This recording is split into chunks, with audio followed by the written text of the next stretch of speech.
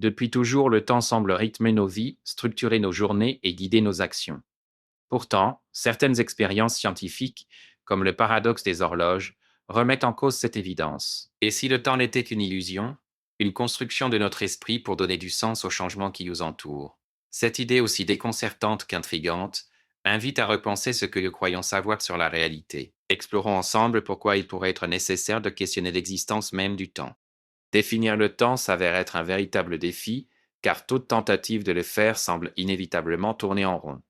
En effet, nous avons tendance à utiliser le concept de temps lui-même pour expliquer ce qu'il est, ce qui fait une forme de circularité logique. Pourtant, le temps rythme nos vies, structure nos journées et façonne notre mémoire.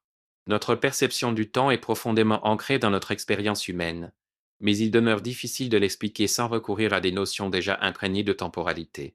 Cette complexité soulève la question de savoir si le temps est une réalité objective ou simplement une construction de notre esprit pour organiser le changement. Selon les théories scientifiques modernes, notre conception du temps a radicalement changé. La relativité d'Einstein a démontré que le temps n'est pas une entité universelle et immuable, mais qu'il varie en fonction de la vitesse et de la position de chaque observateur. Cela signifie que deux personnes situées dans des conditions différentes peuvent expérimenter le temps de manière distincte. Ainsi, le temps s'écoule différemment selon que l'on se trouve sur Terre, dans l'espace ou soumis à de fortes gravités. Cette découverte bouleverse notre intuition et montre que le temps n'est pas absolu mais profondément lié à l'espace et au mouvement. Les horloges atomiques sont les instruments de mesure du temps les plus précis jamais conçus par l'humanité. Elles fonctionnent en utilisant la fréquence d'oscillation des électrons dans certains atomes, comme le césium, ce qui leur permet de mesurer le temps avec une exactitude extrême. Lorsqu'on place deux horloges atomiques parfaitement synchronisées dans des environnements différents, par exemple à des altitudes distinctes ou en mouvement relatif, elles finissent par afficher des heures légèrement différentes. Cette expérience démontre que le temps ne s'écoule pas de façon universelle et absolue, mais dépend des conditions physiques locales. Ainsi, même les horloges les plus fiables révèlent que la notion d'un temps unique pour tout l'univers ne correspond pas à la réalité observée. Le paradoxe des jumeaux est une expérience de pensée célèbre qui illustre la relativité du temps. Imaginez deux jumeaux. L'une reste sur Terre, tandis que l'autre part voyager dans l'espace à une vitesse proche de celle de la lumière. À son retour, le jumeau voyageur découvre qu'il a vieilli beaucoup moins que son frère resté sur Terre. Ce phénomène, prédit par la théorie de la relativité restreinte d'Einstein, montre que le temps ne s'écoule pas de la même façon pour tous les observateurs. Ainsi, le vieillissement dépend de la vitesse à laquelle on se déplace, remettant en question l'idée d'un temps universel et absolu. La relativité du temps, loin d'être une simple curiosité théorique, a des applications très concrètes dans notre vie quotidienne. Par exemple, les systèmes GPS que nous utilisons pour nous orienter reposent sur des satellites équipés d'horloges atomiques extrêmement précises. Or, ces satellites se déplacent rapidement et évoluent dans un champ gravitationnel plus faible que celui de la surface terrestre, ce qui fait que le temps ne s'écoule pas exactement au même rythme pour eux que pour nous.